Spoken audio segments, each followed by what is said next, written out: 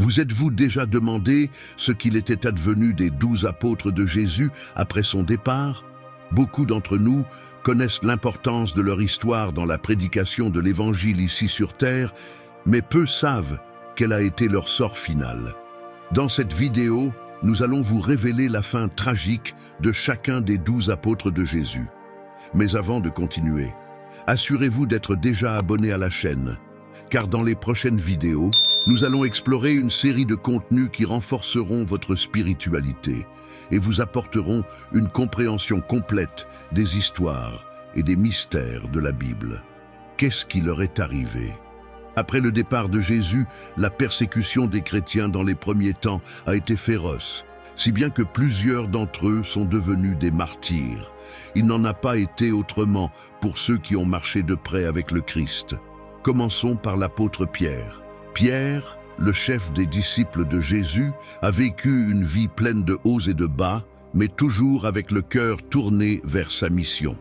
D'abord, simple pêcheur à Bethsaïda, il est devenu l'un des plus grands représentants de l'Église primitive.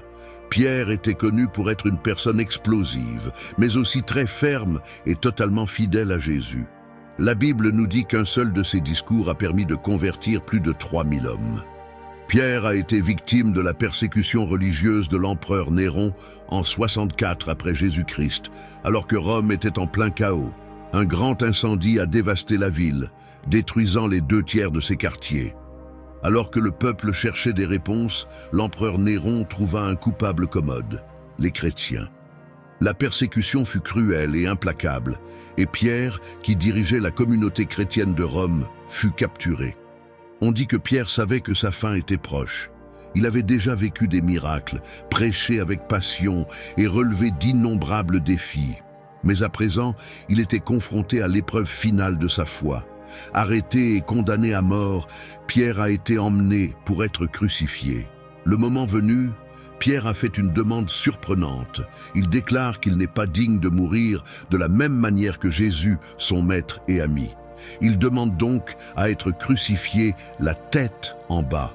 Cette demande n'était pas seulement un geste d'humilité, mais une démonstration de sa profonde révérence pour Jésus et de la reconnaissance de ses propres faiblesses humaines. Les bourreaux ont accédé à sa demande. Pierre a été fixé à la croix, la tête en bas, un sacrifice douloureux et extrême. Même dans ses derniers instants, sa foi est restée inébranlable. Il savait que sa mort n'était pas la fin, mais le début de quelque chose de plus grand, la diffusion du message de Jésus qu'il aimait tant. Nous passons maintenant à l'apôtre Jacques, le frère de Jean. Connu sous le nom de Jacques le Majeur, il était l'un des disciples les plus proches de Jésus.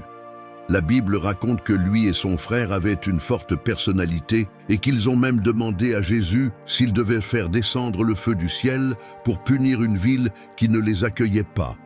Ils ont également fait une demande audacieuse. Ils voulaient s'asseoir à côté de Jésus au ciel, l'un à sa droite et l'autre à sa gauche. Cette demande montrait leur dévouement, mais aussi qu'ils étaient encore en train d'apprendre l'humilité. Jacques s'est fait connaître pour son courage et sa détermination à suivre Jésus, même s'il savait que cela pouvait lui coûter la vie. Il fut le premier des disciples à mourir pour sa foi. La Bible nous dit que le roi Hérode l'a fait tuer par l'épée, probablement par décapitation.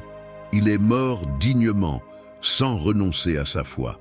Ce fut un moment décisif pour l'Église, car il montrait jusqu'où les disciples de Jésus étaient prêts à aller pour leur foi. Jacques, par sa passion et son abandon, a non seulement inspiré ses contemporains, mais il a laissé un héritage qui continue à motiver des générations. Sa vie nous rappelle que la vraie foi a le pouvoir de transformer les cœurs et d'influencer le monde. Nous passons maintenant à l'apôtre Jean, le frère de Jacques, qui était connu comme le disciple bien-aimé, un titre qui reflète son lien profond avec Jésus.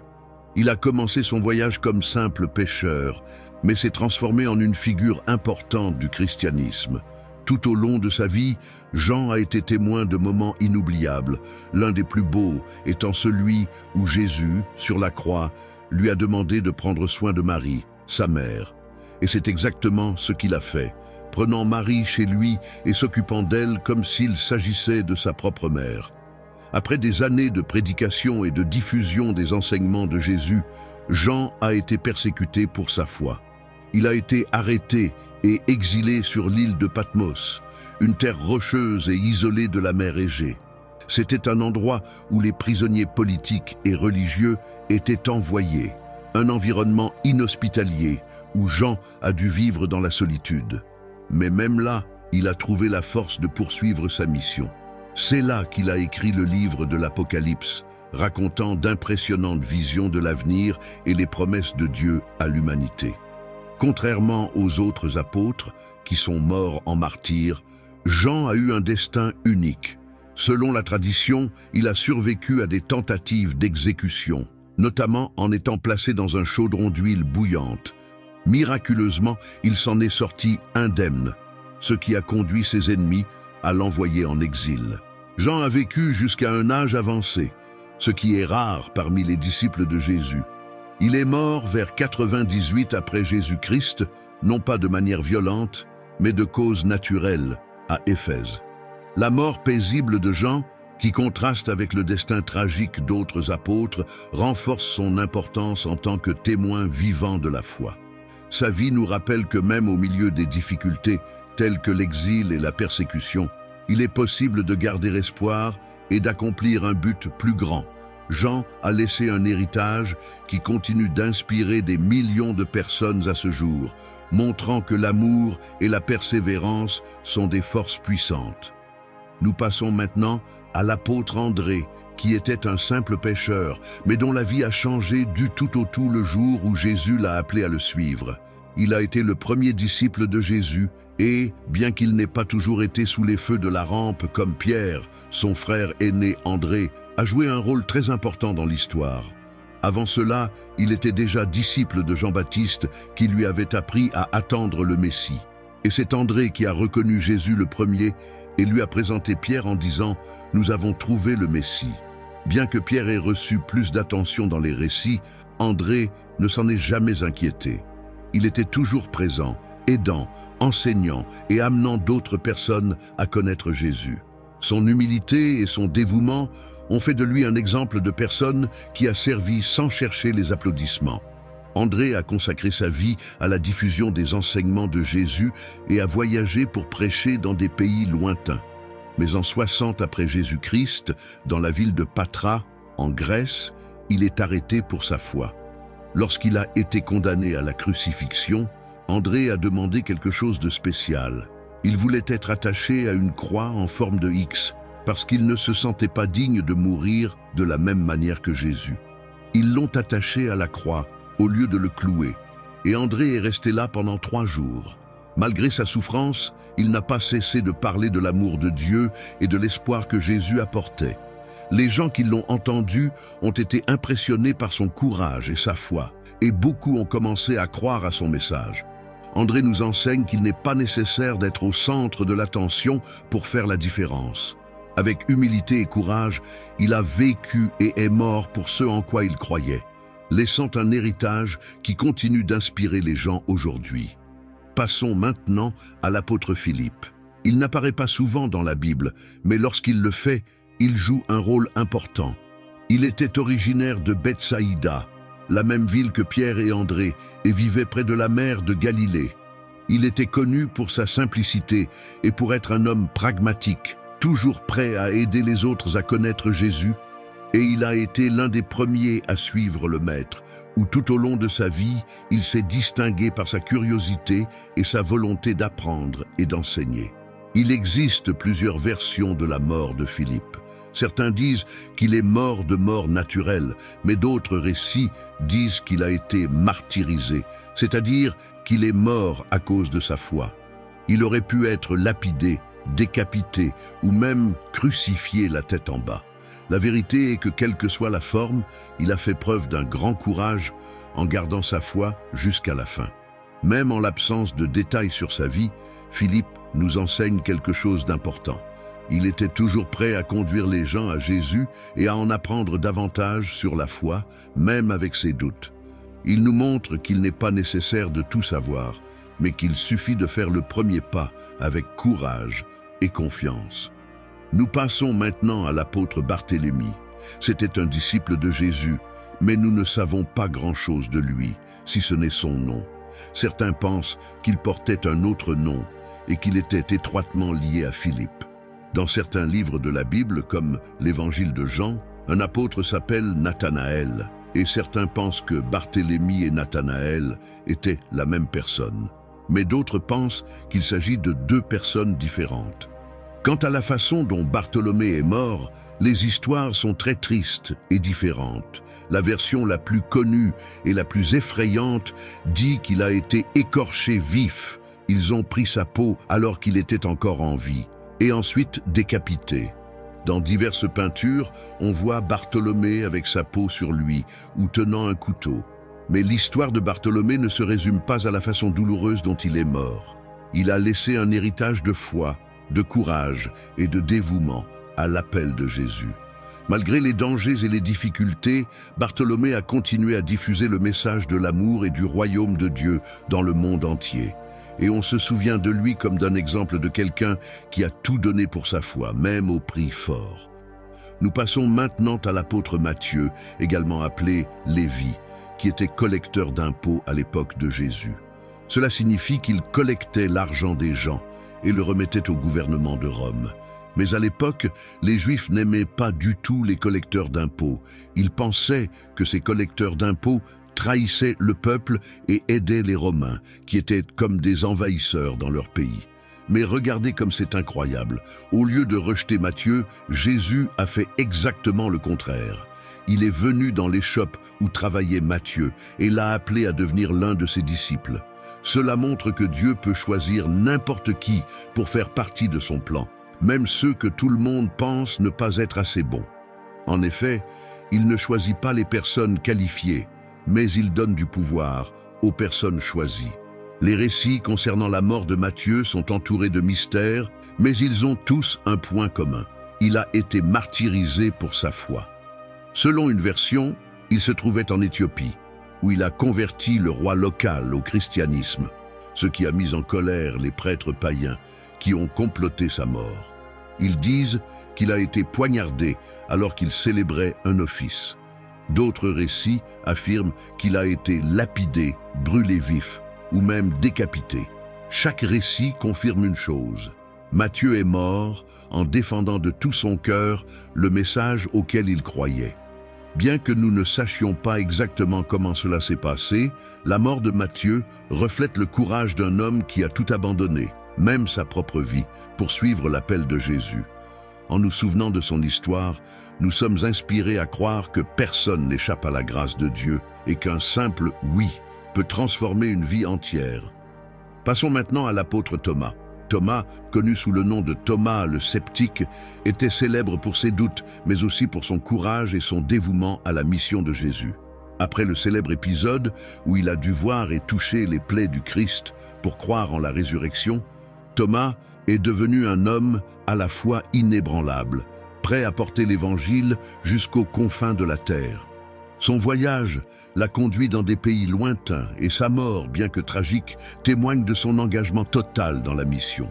L'une des régions les plus marquantes de sa mission est l'Inde. Il y a converti des gens ordinaires, mais a également influencé des personnes puissantes, dont un roi local.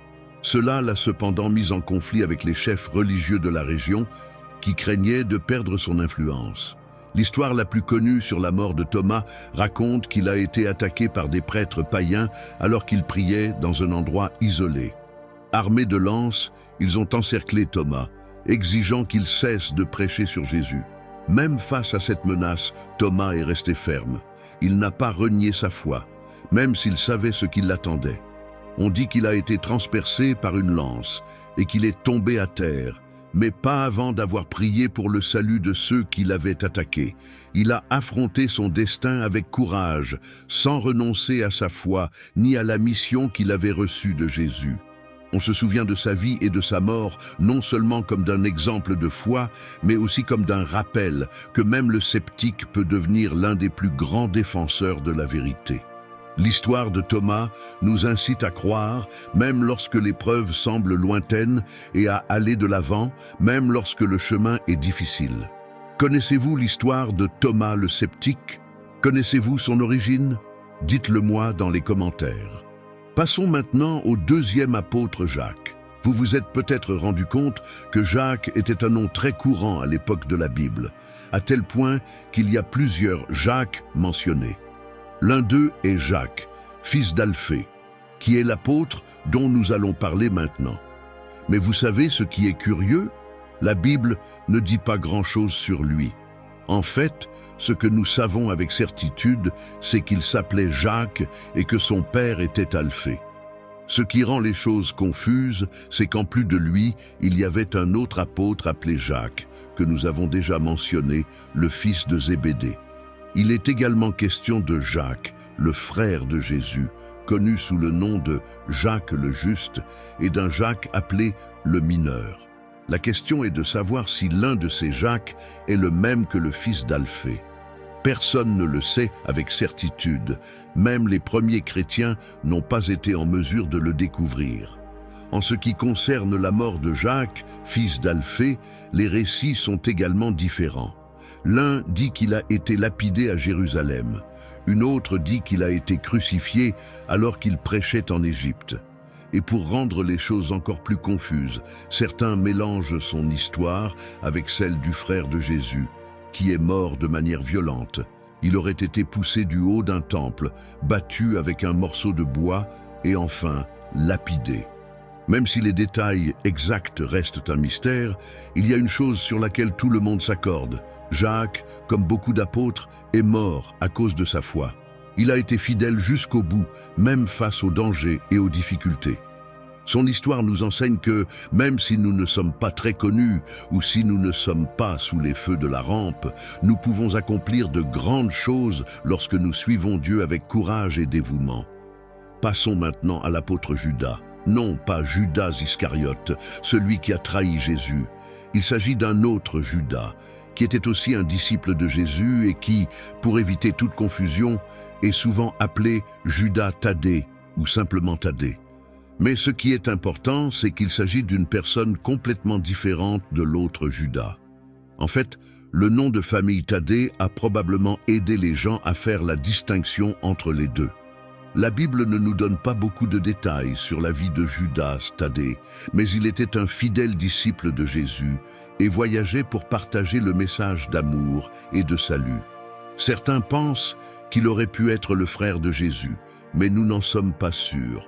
Ce que nous savons, c'est que Judas Thaddée était courageux et dévoué et qu'il a même affronté de grands dangers à cause de sa foi.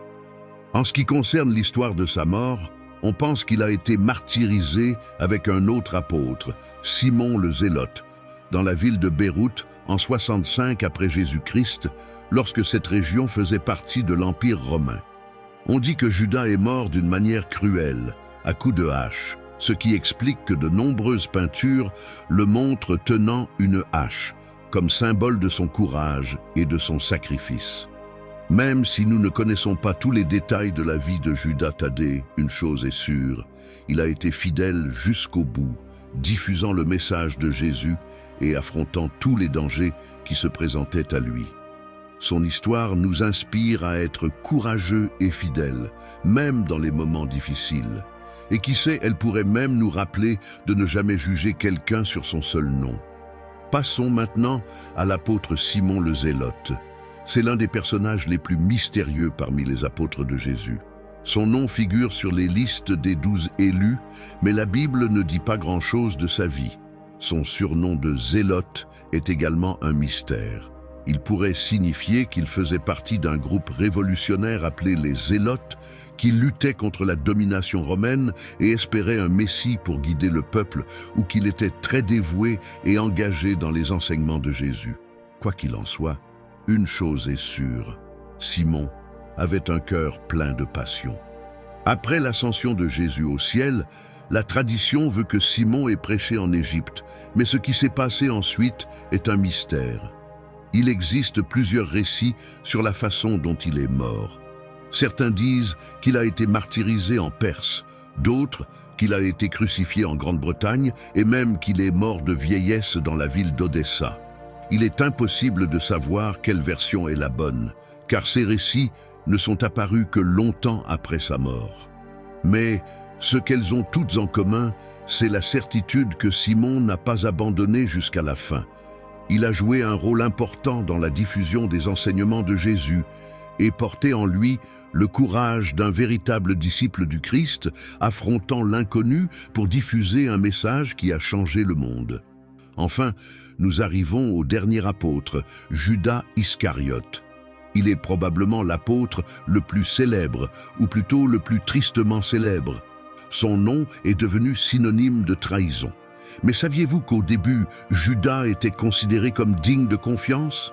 Il était l'un des 12 apôtres choisis par Jésus et suffisamment digne de confiance pour être le trésorier du groupe. Mais, comme nous le savons, tout n'est pas ce qu'il semble être.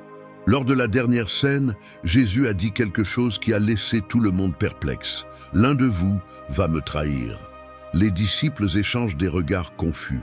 Qui pourrait faire cela ? Judas, qui avait peut-être déjà le cœur lourd, a dû s'agiter sur sa chaise, essayant de passer inaperçu. Mais Jésus savait. Il savait toujours.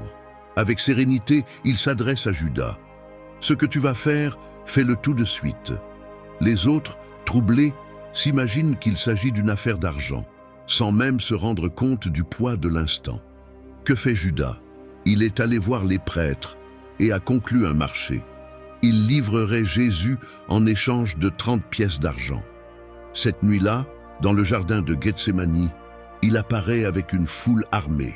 Pour identifier Jésus, Judas lui donne un baiser, un geste censé signifier l'affection et le respect, mais qui, à ce moment-là, scelle la trahison. C'est ainsi que commencèrent les événements qui allaient conduire Jésus à la croix. Après cela, quelque chose a changé en Judas. Il se rend compte du poids de son acte et se repent. Il a essayé de rendre les pièces, mais il était trop tard. Rempli de culpabilité, il a connu une fin tragique. L'évangile de Matthieu dit que Judas s'est pendu. L'image est forte, mais le symbolisme est clair. La trahison a détruit non seulement son âme, mais aussi son corps. L'histoire de Judas est pleine d'enseignements. Elle nous montre que les mauvais choix peuvent avoir des conséquences dévastatrices, que la cupidité peut nous aveugler et que le repentir n'arrive pas toujours à temps pour se racheter. Mais il nous fait aussi réfléchir sur le pardon. Si Judas avait cherché Jésus après la résurrection, aurait-il été pardonné ?